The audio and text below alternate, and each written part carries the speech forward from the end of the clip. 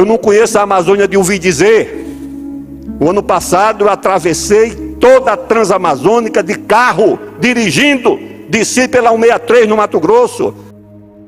Aí lá no Marajó, amigos que trabalham por lá dizem que a prostituição é porque não tem outra atividade, são os irmãozinhos que levam as meninas, as irmãs para subirem no barco e ganhar 10, 20 reais. Tem coisas mais graves que eu não quero falar aqui. Fui no porto que o Supremo Tribunal Federal impediu que chegasse uma ferrovia, que é a Ferrogrão, atendendo o pedido de uma ONG e do Ministério Público Federal. Agora o ministro Barroso chegou em Altamira, depois foi a Porto Velho, andou por lá. O ministro Barroso só estava preocupado com as seringueiras e com as castanheiras, e mais nada.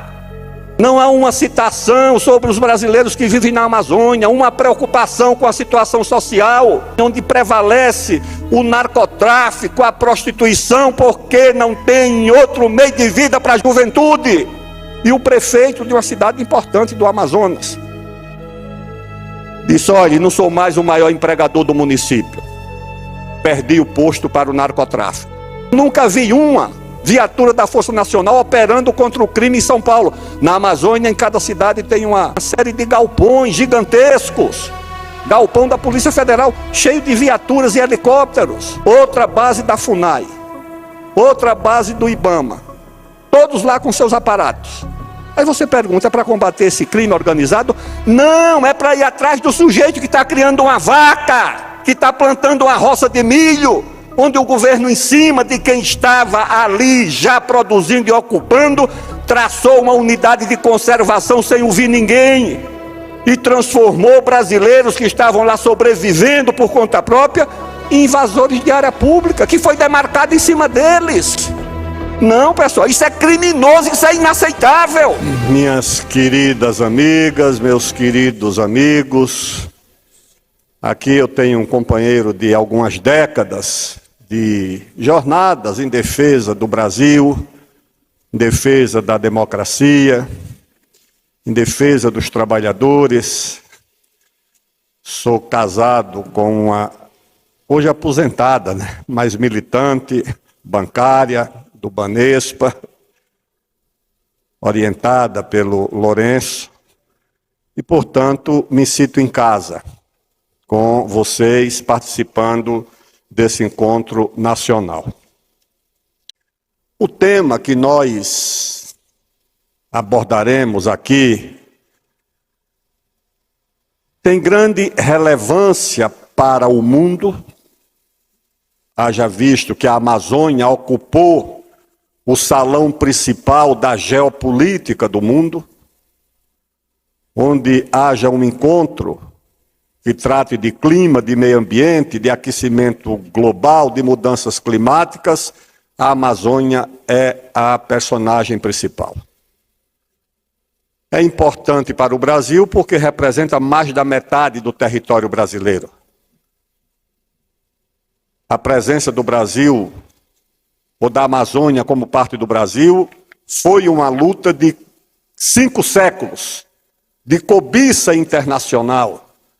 Quando vocês olham aquelas 3 Guianas na fronteira norte, a francesa, que até hoje é francesa, é um departamento francês de ultramar, a vizinha, que é o Suriname, a Guiana holandesa, e a terceira, mais a oeste, que é a Guiana inglesa, hoje somente Guiana, aquilo é o que ficou da tentativa desses impérios coloniais de dominarem o vale do rio Amazonas. Eu passei lá 4 meses, o ano passado, exatamente para escrever um livro intitulado Amazônia, a maldição de Tordesilhas, 5 séculos de cobiça internacional. E essa cobiça permanece até hoje, talvez mais forte do que no passado, pelo que representa a Amazônia de promessa de riquezas para o mundo. Ali está a maior fronteira mineral do planeta, em minérios essenciais para essa chamada transição energética. que ninguém se iluda que você vai sair do petróleo, do gás e do carvão para uma energia que vai brotar do Éden. Não. Uma bateria de um carro elétrico, toda ela tem centenas de quilos ou dezenas de quilos de vários minérios, do cobre, do cobalto, do lítio. Não tem transição energética sem terras raras, sem minérios raros. Onde estão os minérios raros? A principal fronteira mineral do mundo é a Amazônia. Um velho geólogo, com décadas de experiência na Amazônia, ao ser perguntado sobre essas riquezas, respondeu com outra pergunta. O senhor conhece a tabela periódica? São 100 e tantos elementos químicos. Claro que conheço, nós estudávamos para o vestibular, tem até jeitos de decorar a tabela periódica. E ele diz, tudo o que tem na tabela periódica tem na Amazônia. E são chamados minérios associados. Uma dessas reservas, chamada RENCA. Por que RENCA? Reserva Nacional de Cobre e Associados. Porque quando a Amazônia foi formada, num período de formação da terra, que eles chamam de pré-cambriano, foi quando se formaram os depósitos minerais. E todos os depósitos minerais, quando se formam, não vem só com o minério. Onde tem o cobre, tem o ouro, tem o tungstênio. Tem a cassiterita, que faz o estanho. Tem contrabando de cassiterita na Amazônia.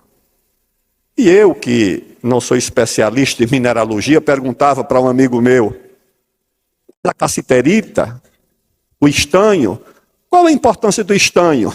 Ele mostrou um celular. Todas as soldas desses eletrônicos são feitas de estanho. E está lá na Amazônia. O estanho, o cobre, o ferro, o ouro, o petróleo, o tungstênio, tudo na Amazônia tem. E a biodiversidade? É a maior fronteira de biodiversidade do mundo. A biodiversidade é a promessa da indústria do futuro. Da biodiversidade vem o fármaco, vem o remédio, vem a química fina, vem o cosmético, vem o alimento, vem as novas formas de energia. A Europa, os Estados Unidos, a China, a Índia, o Japão, não tem mais biodiversidade. Porque a biodiversidade sobrevive onde sobrevive as formas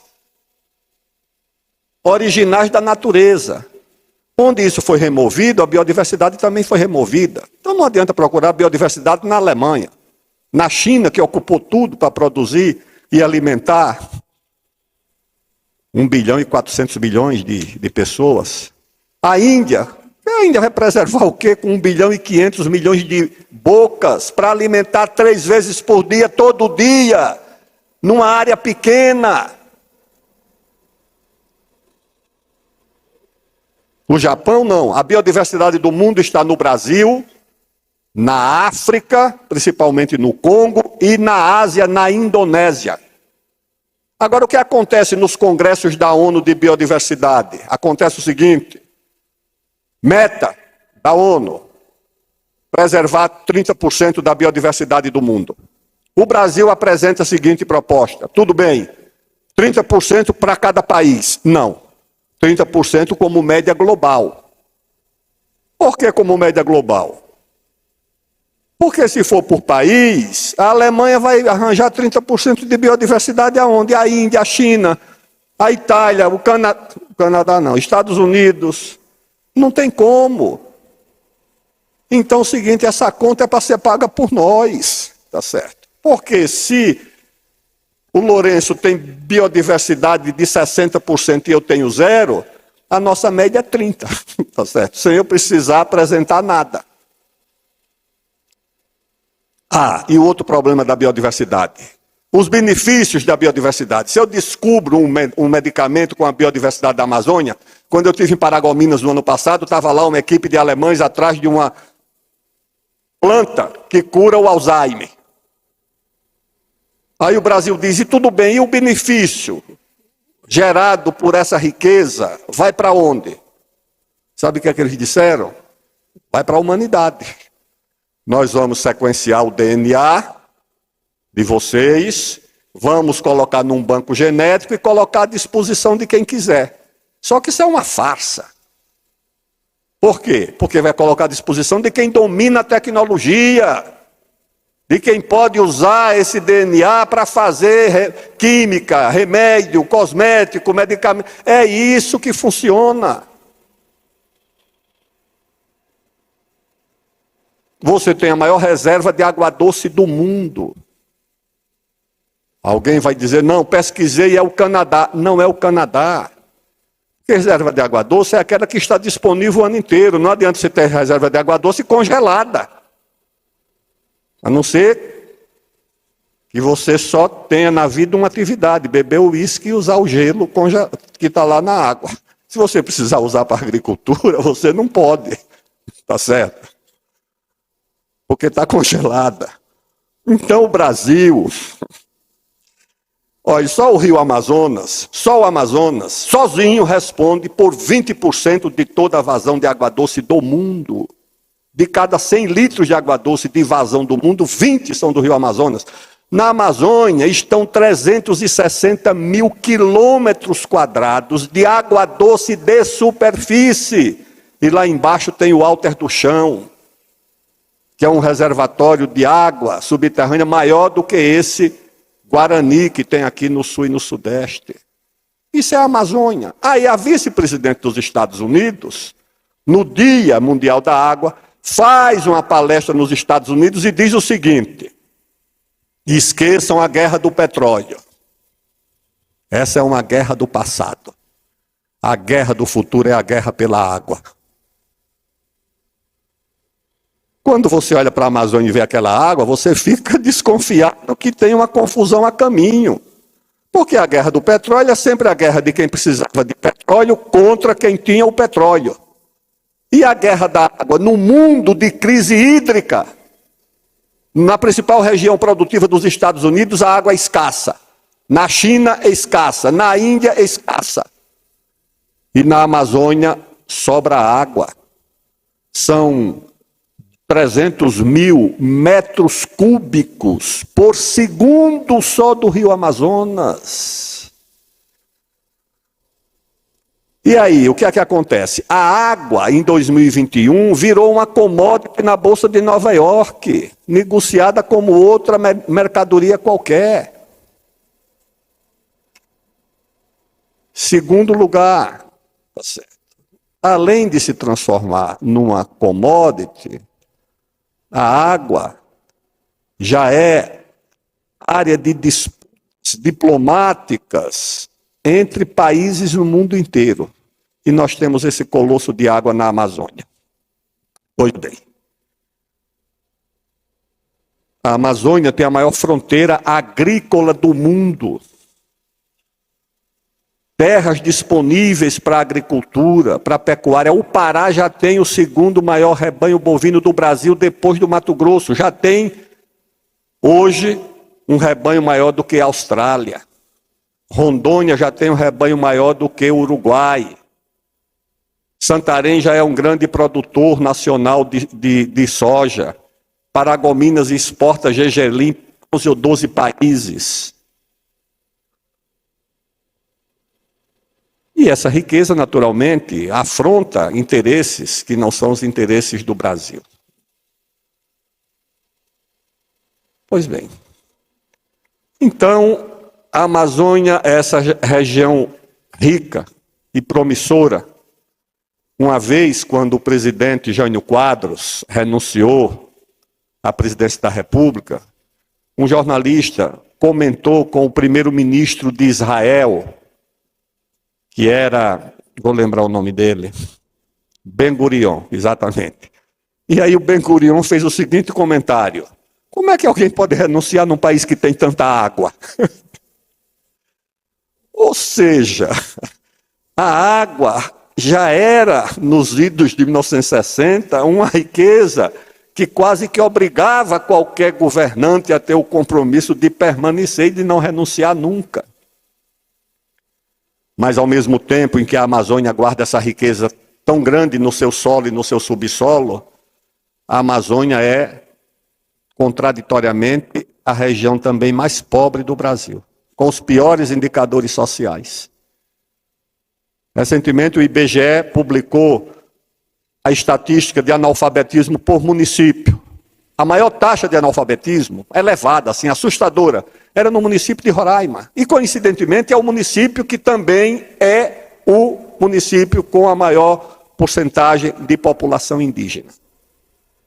Pessoal, a política do Estado brasileiro, que eu não quero falar de governos, porque há poucos inocentes na história, a política das organizações não governamentais, financiadas do exterior, que governam de fato a Amazônia, é um fracasso. O fracasso está aí. Na região mais rica, você tem os piores indicadores sociais.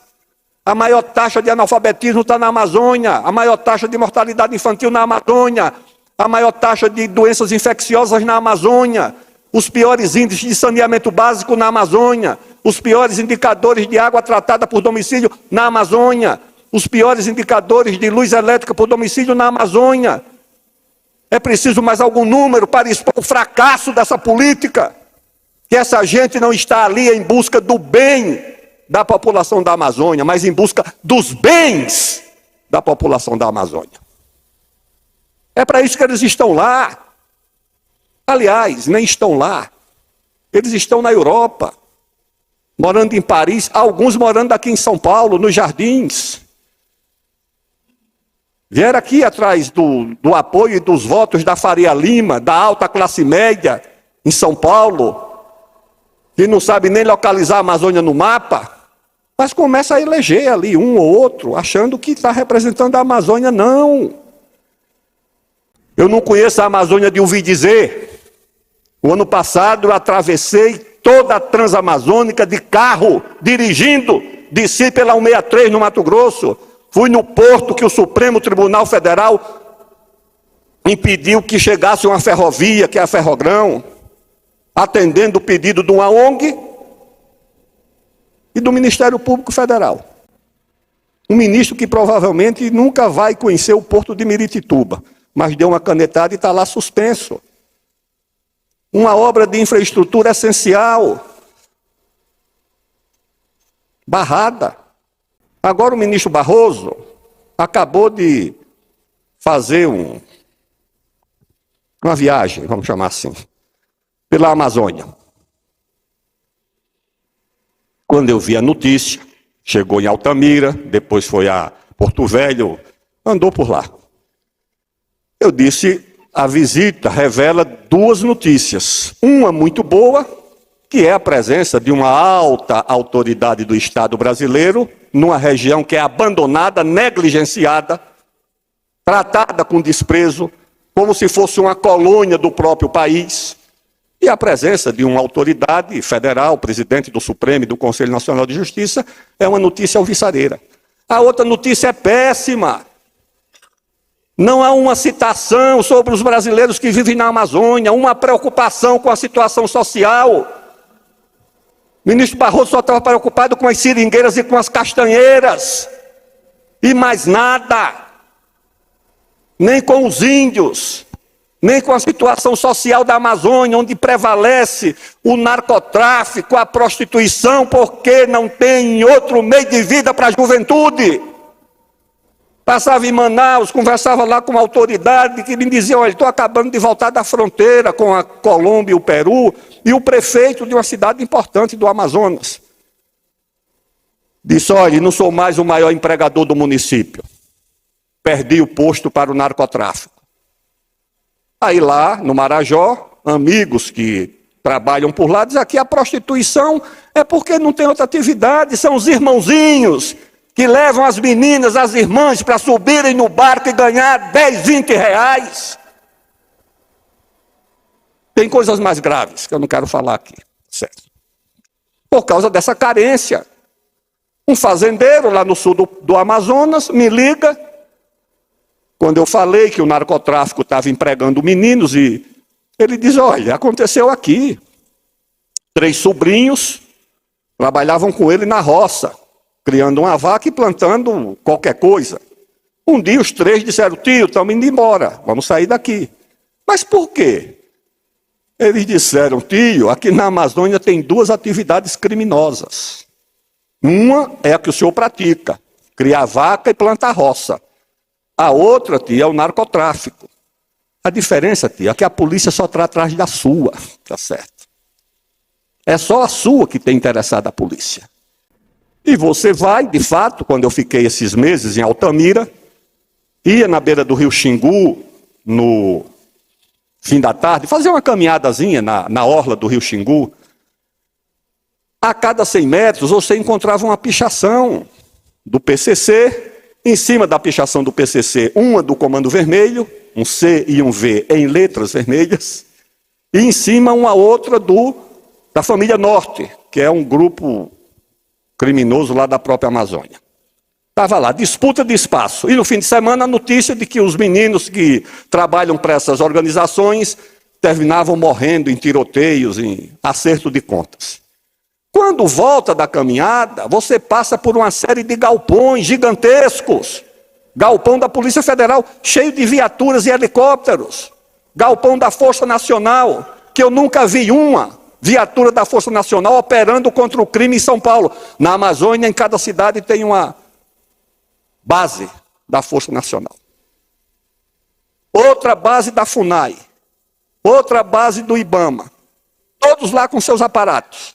Aí você pergunta: é para combater esse crime organizado? Não, é para ir atrás do sujeito que está criando uma vaca, que está plantando uma roça de milho, onde o governo, em cima de quem estava ali já produzindo e ocupando, traçou uma unidade de conservação sem ouvir ninguém e transformou brasileiros que estavam lá sobrevivendo por conta própria em invasores de área pública, que foi demarcado em cima deles. Não, pessoal, isso é criminoso, isso é inaceitável. Mediante o quê? O desconhecimento do resto do país. Porque a mídia toda está, vamos dizer o seguinte, aliada com esse discurso e com essa versão. Ninguém vai lá para ver o que está acontecendo. Aí eu vou lá em Novo Progresso, num aviãozinho, no teco-tecozinho, que era um campo de terra. Quando eu desço, o piloto tentou descer, tinha um monte de vaquinha dentro da pista. Da pista não, do terrão onde o avião ia pousar. Aí ele deu 2 rasantes para espantar as vaquinhas e depois pousou. Eu digo: mas que vaquinhas são essas? Perguntei para a prefeita. Ela disse: não, são as vacas do ministro Mink, que ele mandou apreender, dizendo que são vacas piratas. Eu digo: mas eu digo, como é que vaca pirata? Não é a vaca do pessoal que estava numa área que o governo botou o pessoal lá, já tinha sido votada na Assembleia Legislativa do Pará, que essa área é destinada à agricultura e pecuária, e aí o governo, por cima dessa área, marcou uma unidade de conservação, e esse pessoal tinha que ser retirado. Passou a ser ocupante de área pública, sem ser ocupante. O grileiro ali foi o Estado. E assim você tem essa realidade na Amazônia, onde tem uma área propícia para a agricultura e propícia para a mineração, as ONGs mandam pôr em cima uma unidade de conservação. Eu fui lá em Jacareacanga, pessoal. A cidade é uma cidade quase deserta. A população majoritária é indígena, que vive de quê? Lá não tem fábrica de automóveis, não tem fábrica de computadores. O índio não pode ser programador de computador. A Índia não pode ser vendedora de uma loja de shopping center como aqui em Uberlândia, ou em Campinas, ou em São Paulo. Não pode, a única atividade deles ou é a agricultura ou é a mineração. Tem muito ouro.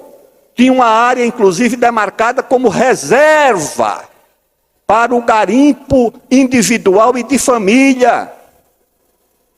Chegam lá, apreendem as máquinas dos índios. Só tem espaço o índio que fala pelas ONGs, que ao invés de querer produzir alguma coisa, quer apenas ser guia de turista para europeu e brasileiro rico, entediado, que abandona sua vida de alta tecnologia e quer passar um fim de semana na floresta. Ah, paciência, né? O índio não pode ter um celular, não pode ter uma televisão, não pode ter nada, porque senão vai mudar a cultura dele. Isso é uma mentalidade perversa, tá certo? O resultado é esse que está lá. Analfabetismo, doenças infecciosas. Entrei numa aldeia Yanomami, mas faz muito tempo, em 99, 2000. Chega lá os índios com as costelas de fora, subnutrido. A maloca cheia de fuligem, porque cada um acende o seu foguinho, passar uma banana e uma mandioca. Uma menina de uma ONG que chegou lá antes da gente, que chegamos no avião, no helicóptero da Força Aérea, do Exército. Como é que essa menina chegou ontem? De uma ONG. Chegou e disse, o senhor pode entrar aqui que o senhor é deputado. O coronel e o general não podem. Eu digo, mas minha senhora, a senhora não é nem funcionária pública. Eles são oficiais do Exército Brasileiro. Isso aqui é terra da União. Eu disse, não pode. O general e o coronel, para não criar confusão, disseram, não, deputado, o senhor entra. Tal. Entrei, vi lá a situação. Eu digo, minha amiga, por que não coloca água encanada aqui, uma luz elétrica para esse pessoal? Não, porque vai mudar a cultura deles. Depois o resultado, essa ONG foi envolvida num desvio de milhões e milhões de reais. Essa denúncia existe aí. O nome da ONG, quem quiser anotar, esse Aldo Ribeiro não está inventando coisa, chama URIHI, U-R-I-H-I. Escândalo da... Pode procurar. Pode procurar. Na época do Zé Serra, ministro, que foi atrás desse dinheiro. E a ONG desapareceu. Pois bem. Aí... O que acontece é que tem esse bloqueio. Isso não é uma coisa nova. Certo? A visita do ministro Barroso, que foi lá para tratar apenas de uma agenda, que a agenda do meio ambiente é importante, pessoal. Estou dizendo que não é importante, não. Mas ocorre com a agenda do meio ambiente aquilo que um teólogo americano chamou de corrupção da virtude. Sabe o que é a corrupção da virtude? É você usar a virtude ou uma causa virtuosa e praticar, em nome dessa causa, qualquer tipo de crime. Quando aqui tinha golpe de Estado, no Chile e no Uruguai, o que era? Defesa da democracia. Era ameaça do comunismo, ameaça da república sindicalista, ameaça não sei de que, da liberdade, em nome da liberdade, contra o totalitarismo, contra o autoritarismo, podia derrubar governo eleito, torturar, matar, prender, exilar. Tudo isso em nome de uma causa que nós julgamos nobre, que é a democracia. Em nome da democracia, você perpetrou crimes no Vietnã, jogava napalm em cima de crianças e camponeses, agente laranja, destruindo um país em nome de que não, estamos salvando a liberdade desse povo. Isso aqui tem uma ameaça do comunismo e para impedir essa ameaça, pode tocar fogo, pode meter na palma e pode fazer o que quiser. Isso é a corrupção da virtude. Você diz, olha, tem um ditador lá no Oriente Médio, no Iraque, vamos derrubá-lo para botar a democracia lá. Não é isso, é petróleo. O problema do Iraque não era a democracia, era que o petróleo estava debaixo da areia do Iraque. E o outro lá que tinha muita força queria aquele petróleo. Diz, o que é que tem ali? Eu quero dizer, é um ditador, então vamos lá. Derruba aquilo ali e traz o petróleo junto. Dá a democracia, nem levar a democracia, que aquilo virou um fim de mundo, de guerra civil. Então é assim, com o meio ambiente, vocês acham que é diferente? Não. A causa é nobre, é generosa, é importante, mas em nome dela há outros interesses que nós precisamos levar em conta. O interesse da riqueza, o interesse dos minérios, o interesse da biodiversidade, o interesse da água disponível. Vocês acham que se essa Amazônia fosse americana, chinesa ou francesa, ia estar congelada para o desenvolvimento? Não, nós temos uma mina, no Brasil importa um insumo básico para a agricultura chamado potássio. 95% do potássio. Com essa guerra da Ucrânia, o potássio saiu de $300 para $800 a tonelada.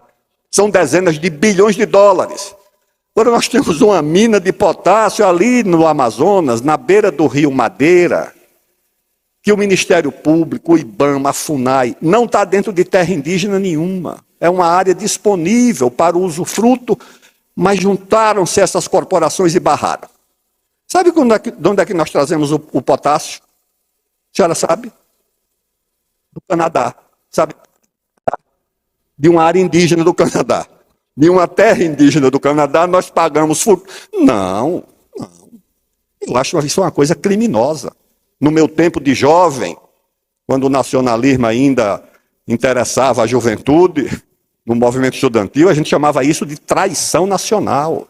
Ato de traição nacional. Você não pode fazer uma coisa dessa. Em 1972, aconteceu a primeira conferência da ONU de mudanças climáticas, que foi a Conferência de Estocolmo, 1972. O Brasil designou um grande diplomata, que tinha sido ministro das Relações Exteriores do João Goulart, e que o regime militar poupou pelo talento e pelo respeito que tinha na carreira de diplomata. Deu a ele a embaixada do Brasil na ONU, nos Estados Unidos e depois na ONU. Era um estadista diplomata, o embaixador Araújo Castro. Quando veio a conferência da ONU, proposta pelos Estados Unidos, pelo Canadá e pela Europa Ocidental, ele pegou a agenda da conferência e disse não. Essa agenda, não. Essa agenda é a agenda do congelamento do poder mundial. Vocês não estão interessados em meio ambiente. Vocês estão interessados em dividir o mundo em dois grupos de países. Os que se desenvolveram e cujo desenvolvimento não ameaça o meio ambiente, e os que não se desenvolveram e não podem mais se desenvolver porque ameaça o meio ambiente. E nós vamos ser os fornecedores de matéria-prima para os que já se desenvolveram. Ele disse, que conversa é essa? E aí ele disse mais, vocês já congelaram o poder militar mundial com o Tratado de Não Proliferação de Armas Nucleares. Dividir o mundo em dois grupos de países. Os que tinham armas nucleares, que não ameaçavam ninguém. E os que não tinham, que não podia ter porque ameaçavam os outros. Quem já tinha, tinha. Não era uma coisa ruim. Quem não tinha, não podia ter mais. E ele disse, vocês já congelaram esse poder militar. Agora querem congelar o poder econômico. Transformar os países em fornecedores de recursos naturais para vocês. 200 anos vocês se desenvolveram. Meteram gás, petróleo, acabaram com a reserva de carvão e formaram sociedades hiperindustrializadas e agora nós temos que ficar olhando para vocês. Ele disse não. O Al Gore, que foi vice-presidente dos Estados Unidos, escreveu um livro chamado A Terra em Balanço. Vamos tirar a inocência dessa agenda, pessoal. Um capítulo da Terra em Balanço, que eu cito no meu relatório do Código Florestal, o Al Gore diz o seguinte: os Estados Unidos se deparam diante da seguinte situação. Quando tinha o comunismo, a gente tinha um pretexto para interferir no mundo inteiro. Onde tinha um problema, a gente dizia ali tem uma ameaça comunista, totalitária, autoritária. Ia lá e fazia uma confusão. Eles, quando o comunismo acabou, nós ficamos sem essa bandeira. Como é que agora nós vamos nos meter na vida do mundo inteiro? A bandeira do meio ambiente. Essa bandeira também é universal, você pode entrar em qualquer lugar, em todo canto você tem essa questão ambiental, e quando tiver uma coisa que nos contraria, a gente já está ameaçando o meio ambiente. Tem um francês chamado Pascal Boniface, que escreveu um livro chamado As Guerras do Futuro, Guerras do Amanhã, não foi traduzido para o português. E ele diz isso, olha, uma das guerras do futuro vai ser a do meio ambiente. Quando as potências chegarem à conclusão que a humanidade está ameaçada no meio ambiente porque o Brasil não consegue proteger a Amazônia, as potências podem chegar e dizer, olha, nós vamos entrar lá, tomar conta disso que o Brasil não está dando conta. Já tem gente defendendo isso aqui no Sul. O Frei Leonardo Boff deu uma entrevista dizendo que a Amazônia não pode ser brasileira, tem que ser mundial. para o mundo tomar conta. Pessoal, não existe isso. O mundo não toma conta de nada. Você acha que se a Amazônia for internacionalizada, quem vai tomar conta dela é o Principado de Luxemburgo? É Angola? É Moçambique? Não, vai ser a turma que manda no Conselho de Segurança da ONU. Vai ser a Alemanha, Estados Unidos, França, Inglaterra. É essa turma que vai tomar conta. Não vai ser o Burkina Faso, Moçambique, Uruguai. Não. Então, internacionalizar a Amazônia, essa gente perdeu completamente o limite do ridículo. Que é isso?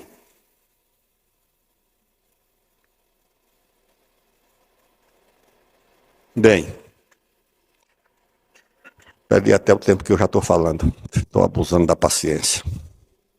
Mas eu quero dizer o seguinte. Então, o que é que o senhor propõe para a Amazônia? Eu proponho um programa de 4 pontos, em torno dos quais nós podemos enfrentar a questão da Amazônia. Primeiro ponto, soberania do Brasil sobre a Amazônia. O Brasil não vai relativizar nem negociar a sua soberania sobre a Amazônia, porque a Amazônia brasileira, antes da Califórnia ser americana, quando os Estados Unidos ficaram independentes, era uma tripa de terra ali na costa do Atlântico. O resto era tudo mexicano, que eles tomaram numa guerra. Califórnia era mexicana, o Texas era mexicano, o Arizona era mexicano, o Novo México também era mexicano. Tomaram numa guerra. O Brasil, quando ficou independente, da ilha de Marajó a Tabatinga já era Brasil. Tem confusão no mundo inteiro. A China e a Índia reivindicam territórios ali numa região gelada, cheia de morro, no Himalaia. A Rússia com a Ucrânia. O Brasil não tem reivindicação de ninguém. Nossa fronteira com a Bolívia é maior do que a fronteira dos Estados Unidos com o México. Ninguém fala aqui em construir muro. Está lá. É meio largado. 3.400 quilômetros de fronteira. 3.400 quilômetros de fronteira.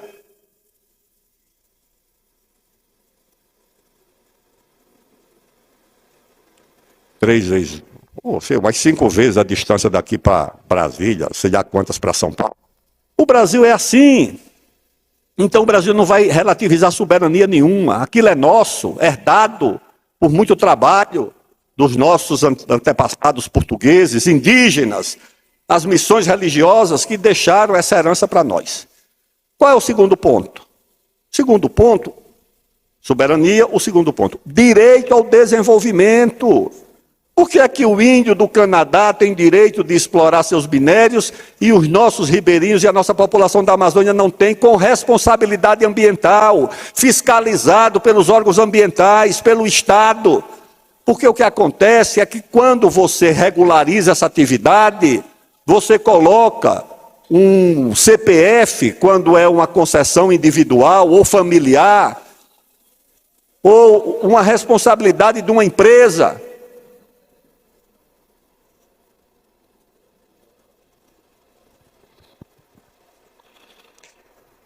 Você tem uma responsabilidade.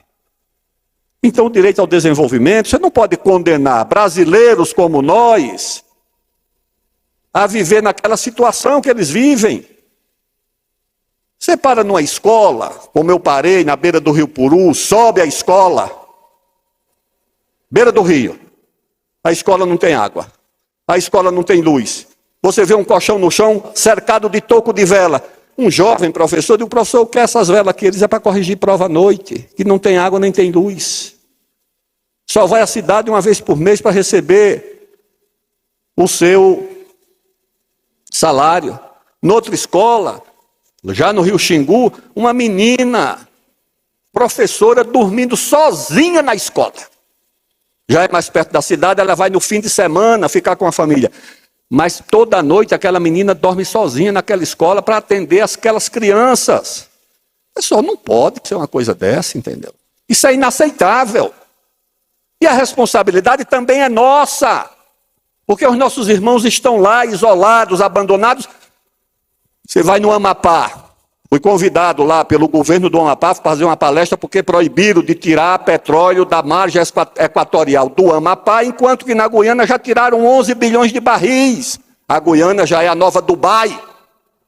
Sou secretário de Relações Internacionais da Prefeitura de São Paulo, recebo um telefonema de empresários de São Paulo querendo marcar uma audiência com o embaixador da Guiana para ir abrir uma fábrica na Guiana. Por que não abre em São Paulo? Não, nós queremos ir para a Guiana porque o petróleo é mais barato, o gás é mais barato, o imposto é mais barato, o licenciamento sai e nós não vamos ser bloqueados. E vai lá. E no Amapá, que tem 73% da população dependendo de bolsa, de transferência de renda, você proíbe. Estava lá o reitor e disse, eu estava pensando até em abrir um curso de engenharia de petróleo e gás. Eu disse, reitor, só se for para mandar os meninos depois para a Guiana ou para a Irlanda, ou para a Inglaterra, porque lá pode explorar petróleo no mar. O governo britânico autorizou recentemente mais 100 poços de petróleo no Mar do Norte. E a Noruega diz que, além de petróleo, vai tirar toda a riqueza mineral que tiver debaixo do mar. Aqui no Brasil nós não podemos, porque o IBAMA proibiu. A serviço de quem? Quando nós temos a empresa com a melhor tecnologia de exploração de petróleo em águas profundas, premiada no mundo inteiro, é a Petrobras. E aí eu pergunto lá para o presidente da Federação da Agricultura, eu digo, o seu estado tem 142 mil quilômetros quadrados, 14 milhões de hectares, quantos o senhor usa para produzir alimentos? 5 mil. No estado inteiro. Eu digo, mas isso é menos do que o município de São Paulo usa para produzir. A Amazônia, o estado de Roraima tem que importar farinha de mandioca, importa etanol de São Paulo e do Paraná na Amazônia inteira. Importador de alimentos.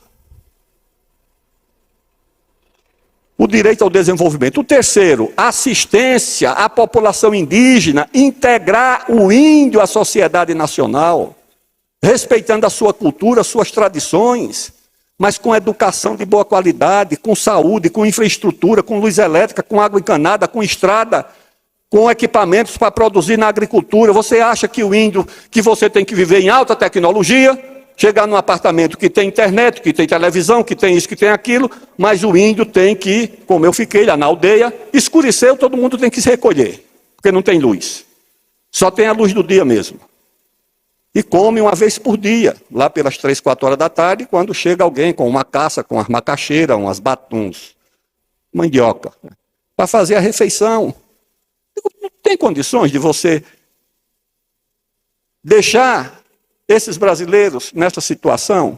Não, não tem condições. Ele tem direito a ter uma outra alternativa. Incorporar é isso. É você levar os benefícios do desenvolvimento para as populações indígenas e incorporar o índio para ser isso. Conversa com uma menina Pareci, lá da Chapada dos Parecis, uma moça, formou-se em agronomia, produz soja na reserva dela, na guerra com a FUNAI, com o IBAMA, mas está lá tentando sobreviver.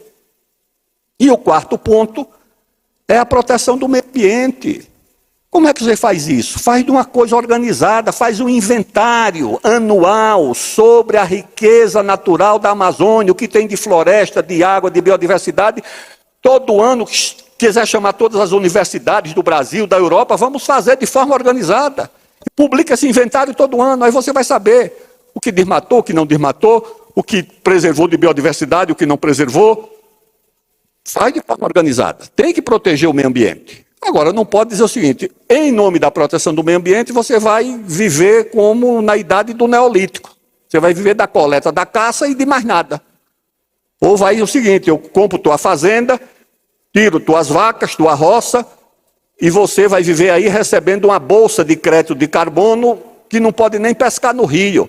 Não, pessoal, isso não tem cabimento. Então, teve agora a CPI das ONGs, eu falei lá nessa CPI, e disse o seguinte, tem que tomar providência. Não é perseguir, mas disciplinar. Você está recebendo dinheiro do exterior, você tem que dizer para que é isso. O que é que você está fazendo aí? Não pode conceder que uma ONG pede para pesquisar preguiça gigante e quando chega lá vai tirar sangue do índio que resiste à malária. Não, isso aqui é terra de ninguém.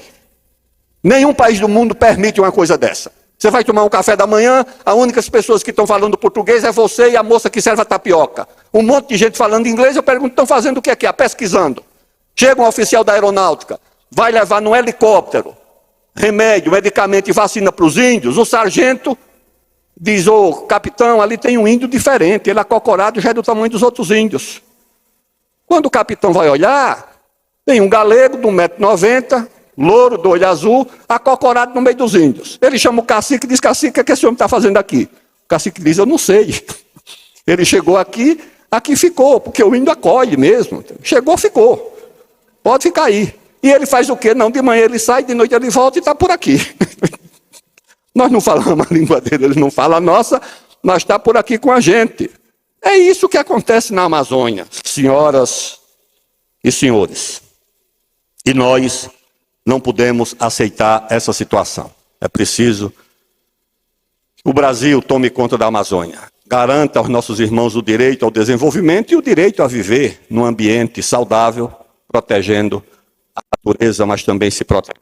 Muito obrigado. Aldo Rebelo, fui deputado há muito tempo. Fui ministro, é a pessoa que mais entende de Amazônia hoje e é um nacionalista convicto. Uma salva de palmas para o nosso querido amigo deputado Aldo Rebelo.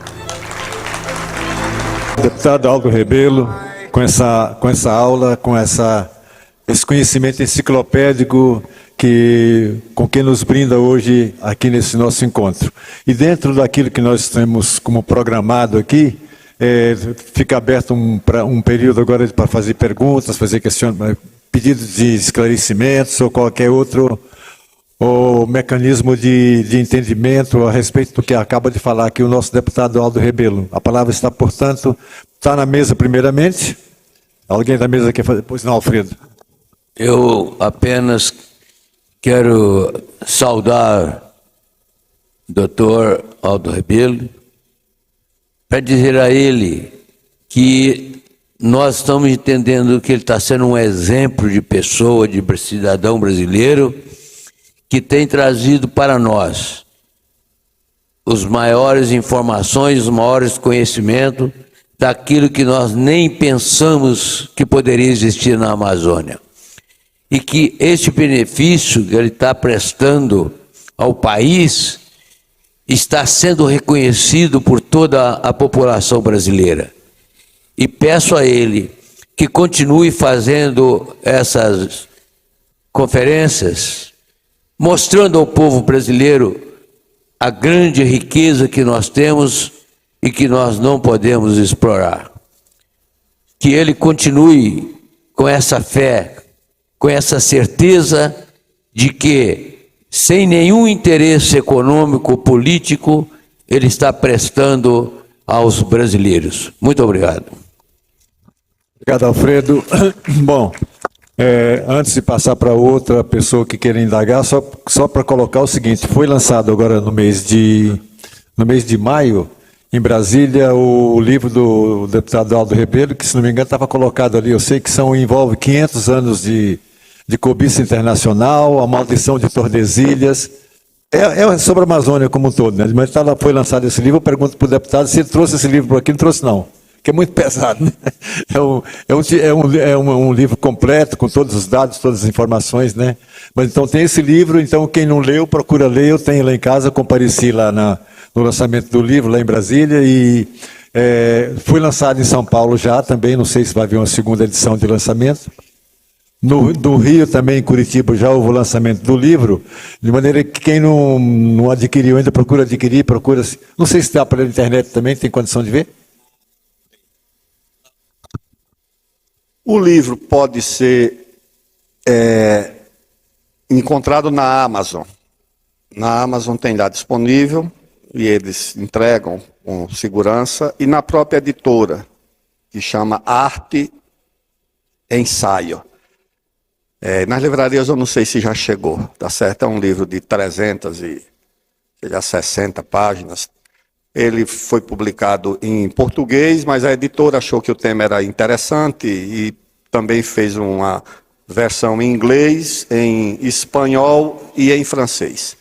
E são 30 e tantos capítulos, onde eu falo mais ou menos sobre o que eu falei aqui, conto em episódios toda essa cobiça, os episódios, os personagens, como tentaram tirar a Amazônia de Portugal e depois do Brasil. Está tudo lá contado direitinho, com referências, com uma grande bibliografia, inclusive dos Estados Unidos. Eu procurei autores americanos para referendar as minhas informações. Bom, muito obrigado mais uma vez. Bom, alguma pergunta? Pois não, pois não. É só dar um nome e a entidade. Pode ser no próprio microfone mesmo do púlpito. Bom dia a todos e a todas. Sanella, Sindicato dos Bancários de Araçatuba, Estado de São Paulo. Foi uma aula que o senhor nos deu aqui, deputado Aldo Rebelo. Gostaria de fazer uma pergunta ao senhor. Como nós somos leigos na Amazônia, tudo que você nos disse, eu gostaria de saber a respeito do desmatamento, que vem muitas coisas para o Sudeste, que a gente fica abismado com o que acontece lá e todos os governos nunca fazem nada. E também o dinheiro que vem da Europa para o Brasil, que falam que injetam muito dinheiro na Amazônia. Eu gostaria de saber sobre essas duas coisas. Obrigado. Mais alguma pergunta? Pois não, o nome e a entidade, por gentileza. Marcelo, Sindicatos Bancários de Varginha, Minas Gerais.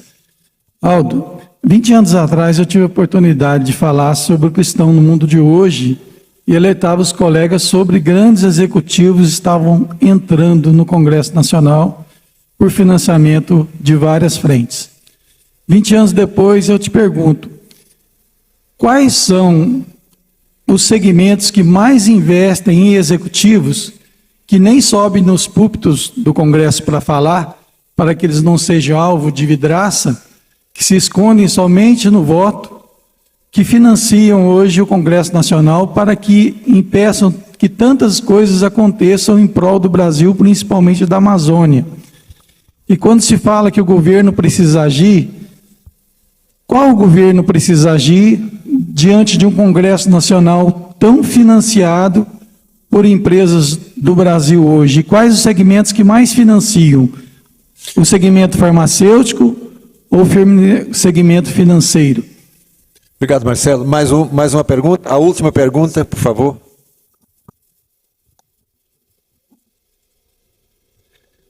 Boa tarde a todos. Ivanilson Batista, Sindicatos Bancários de Goiás. Bom, vou representar aqui o colega, o presidente da Federação da Paraíba, Ari Marcel Padilha de Castro, que interagiu conosco no chat e não está tendo resposta, pediu que eu enviasse a pergunta para o nobre deputado. O nobre palestrante faz profundo relato dos problemas e escândalos na Amazônia. Como explicar a realidade atual, apesar das ações do governo e visitas de autoridades executivas e judiciárias na região? Obrigado. Então, com a palavra o nosso palestrante para responder. Bem, o problema, já foram 3, vamos ouvir mais 2, ficam 5, tá bom? Para responder? Ok, tudo bem. Mais 2 então e a gente encerra. Pois não. Como sempre, nome e a entidade, por favor.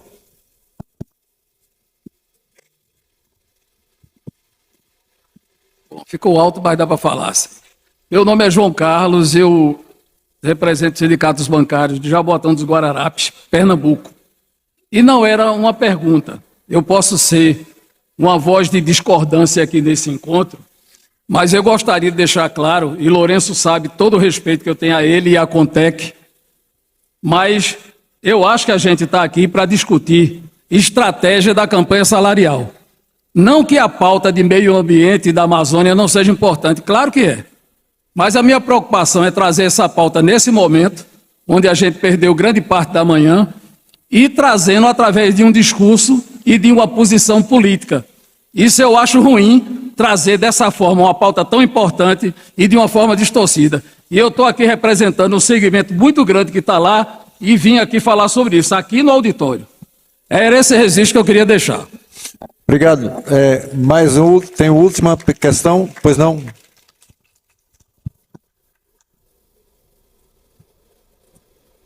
Daniel, dos Sindicatos Bancários do Amazonas e da Federação Norte-Nordeste. Eu também queria fazer um registro aqui de conscientização. Como o nosso nobre deputado Aldo Rebelo já falou, eu trago mais informações. Lá na Amazônia, tem as grandes barcaças que levam petróleo para a Amazônia, mas em contrapartida, deputado, eles levam água de volta, contrabandeada, para a Arábia Saudita. Tem turistas que vão lá para a floresta e levam as nossas plantas para fazer perfume lá na França.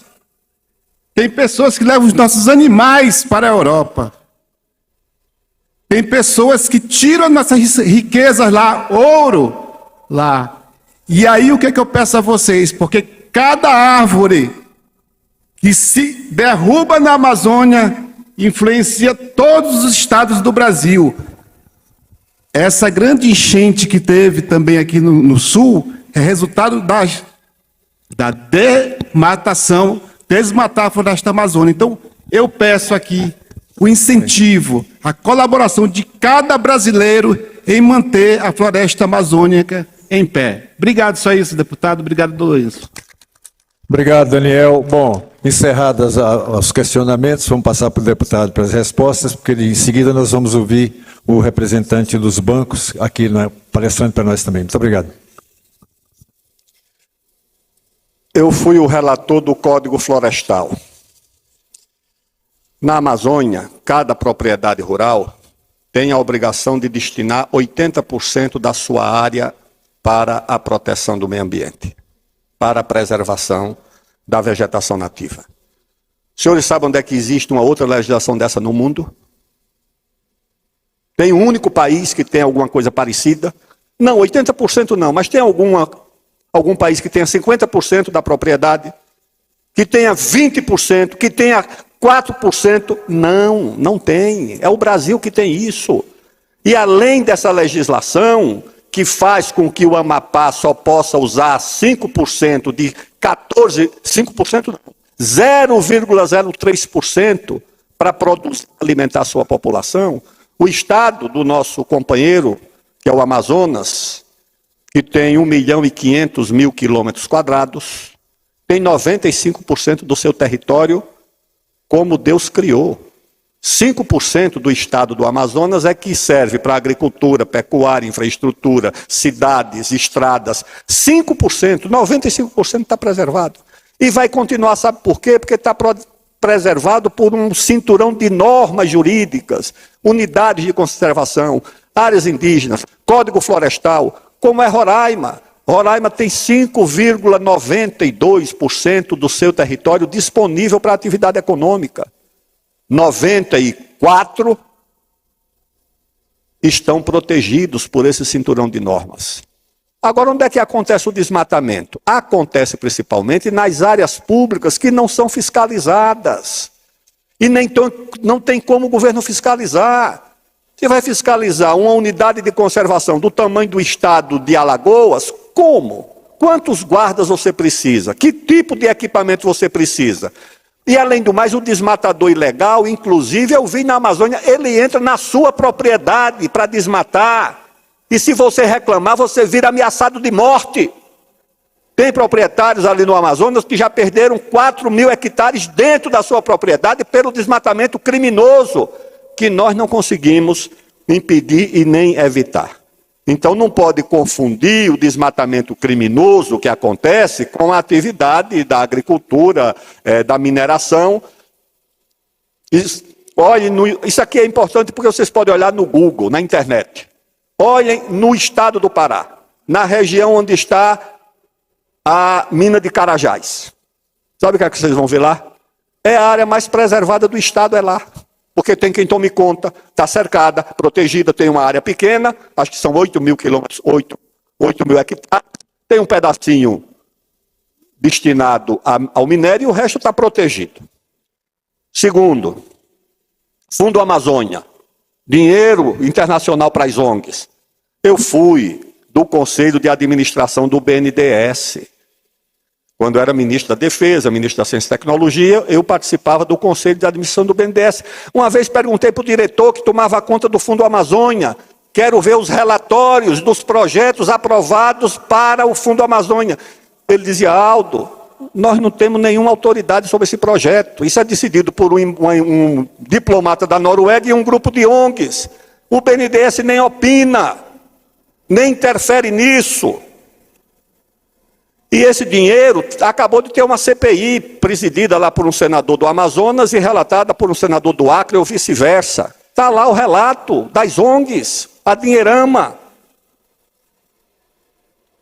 O sistema financeiro, claro que tem um peso muito grande. É a Faria Lima que comanda de fato o país. Não tenhamos ilusão. Quem comanda de fato o Brasil é a Faria Lima, são esses grandes executivos. Você vai nesses programas de economia, não tem um industrial falando que produz isso, produz aquilo, produz nada. É só economista dos bancos falando sobre economia. Monopolizar o debate, monopolizar a orientação política. O presidente Lula reclamou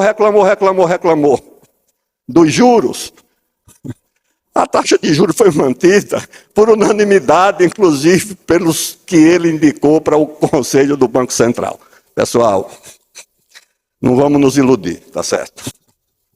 Bem, ele disse: não, está trabalhando para não sei quem, para não sei quem. Se está trabalhando para não sei quem, continua trabalhando, porque está lá. Agora é o seguinte, o companheiro que diz: olha, nós estamos aqui nos preocupando com a política. Isso aqui não é política, isso é interesse nacional. Eu não tenho nenhum interesse político ou partidário na Amazônia. Não tenho. Nunca recebi voto da Amazônia, visito a Amazônia desde menino, desde a época da Uni. Sempre fui para a Amazônia, andei de barco, visitei. Deputado por São Paulo, por 6 mandatos eu vivia na Amazônia porque tem interesse do Brasil na Amazônia, não é interesse partidário, porque infelizmente poucos partidos se interessam pela Amazônia. É interesse político. O interesse nacional é o interesse de todos nós, do bancário, do metalúrgico, do padre, da igreja, de todo mundo, da mulher, do homem, do menino. Se a gente não se interessar pela Amazônia, quem vai se interessar? As ONGs. Já se interessaram e estão lá. Tá bom. A situação lá do Amazonas é isso mesmo. Você tem petróleo na Amazônia, você tem petróleo, foz do rio Amazonas, até Tabatinga, na fronteira com o Peru. Aquilo ali é petróleo de tudo quanto é lugar. Por que você tem que trazer petróleo da Arábia Saudita, ou seja, lá de onde for para... Não, pessoal, não pode uma situação dessa. Fui ministro da Defesa, você tem que levar óleo diesel para o pelotão de fronteira, porque não pode fazer uma PCH, uma pequena usina hidrelétrica, que ninguém pode mexer num rio daquele para fazer energia. Então você leva diesel de avião, que liga às 6 horas e apaga às 8. Chegou lá os índios, lá de Tiriós, lá na fronteira com o Suriname, disseram: ministro, deixe fazer a usina, para a gente ter luz elétrica a noite toda. Porque o homem do pelotão manda pagar para economizar, porque esse diesel vai de avião de Belém até na fronteira com o Suriname. Quem proibiu? Quer dizer, o IBAMA proibiu de fazer a hidrelétricazinha lá, a PCH, para abastecer aquela comunidade. Essa é a situação lá. Agora, quem toma conhecimento disso? Quem vai atrás disso? Olha, quem não toma conta do que é seu, alguém uma hora vai tomar conta, tá certo? Já advertiram que a Amazônia é uma área a ser cobiçada. Esse Macron chega aqui, não sei nem se passou em São Paulo, mas fez lá um tempão na Amazônia. Outros vão para a Amazônia. O Brasil precisa tomar conta da Amazônia, porque a Amazônia é Brasil. E o Brasil precisa compreender, se informar sobre a Amazônia. E não apenas as narrativas que estão disponíveis, principalmente na internet. E terminando dizendo isso: é possível, como o mundo inteiro fez, combinar a proteção do meio ambiente com direito ao desenvolvimento. E é isso o que o Brasil precisa fazer na Amazônia. Muito obrigado mais uma vez. Quinto movimento.